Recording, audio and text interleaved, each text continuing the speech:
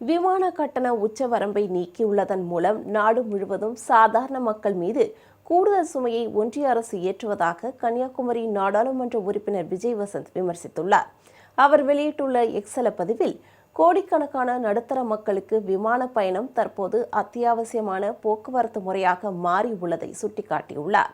இந்நிலையில் விமான கட்டணங்களுக்கான உச்ச வரம்புகளை நீக்கும் ஒன்றிய அரசின் நடவடிக்கையால் விமான பயண கட்டணம் கட்டுக்கடங்காமல் உயர்ந்து விடுமோ என்ற கவலை அதிகரித்து வருவதாக கூறியுள்ளார்.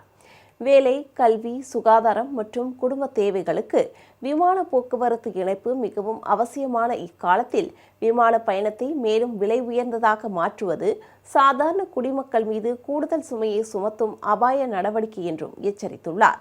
விமான கட்டணங்களை நியாயமாகவும் விலை கட்டுப்படியாகும் வகையிலும் வைத்திருக்க சமநிலையான மற்றும் திறமையான ஒரு வழிமுறையை உருவாக்குவதில் ஒன்றிய அரசு கவனம் செலுத்த வேண்டும் என்றும் வலியுறுத்தியுள்ளார்.